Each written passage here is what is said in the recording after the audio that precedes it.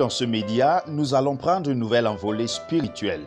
Dans le livre de Daniel chapitre 3, le verset 18, il est écrit « Sinon, sache ô roi que nous ne servirons pas tes dieux et que nous n'adorerons pas tes statues d'or que tu as élevées. » Waouh, c'est formidable. Il s'agit là de 3 jeunes juifs qui ont été déportés. Il s'agit de Shadrach, Meshach et Abednego. Alors que le roi avait donné l'ordre formel que tous puissent adorer la statue, ces 3 hommes privilégiés ont décidé de rester fermes et d'obéir à leur Dieu plutôt que d'obéir au roi.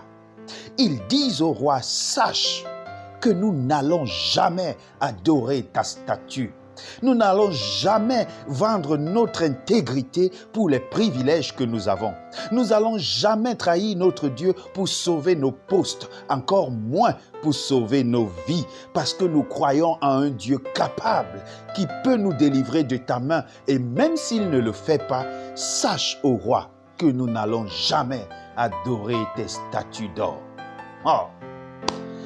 C'est terrible de voir autant de décisions d'intégrité chez les hommes. Parce que nous vivons dans un siècle rempli de corruption. Nous vivons dans un siècle rempli de macalapathie, où on est prêt à vendre son frère pour conserver un privilège, où on est prêt à trahir sa famille pour passer devant les autres comme étant quelqu'un de bien. Nous vivons dans un monde et dans un siècle rempli de trahison. Et comme c'est rafraîchissant de voir qu'il existe encore des hommes qui soient capables de tenir ferme contre vents et marées. Alors dis-moi, quelle est la tentation par laquelle tu passes aujourd'hui? Serais-tu tenté de falsifier une facture? Serais-tu tenté de calomnier quelqu'un question d'avoir sa position? Serais-tu tenté de mentir? Serais-tu tenté de faire quelque chose de pas bien? Serais-tu tenté de faire allégeance au diable, aux sorciers?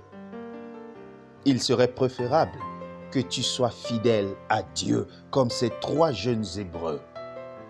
Que Dieu te bénisse afin que tu sois un homme, une femme, un jeune homme loyal envers ses amis, envers ses parents, envers son Dieu. Si tel est le cas, alors fais avec moi cette prière. Seigneur notre Dieu, donne-nous la force de pouvoir être fidèles, de pouvoir combattre jusqu'à la mort, parce que nous savons qu'après les durs combats et les dures luttes que nous allons avoir sur cette terre, auprès de toi nous aurons un repos éternel. En Jésus-Christ, nous t'avons prié.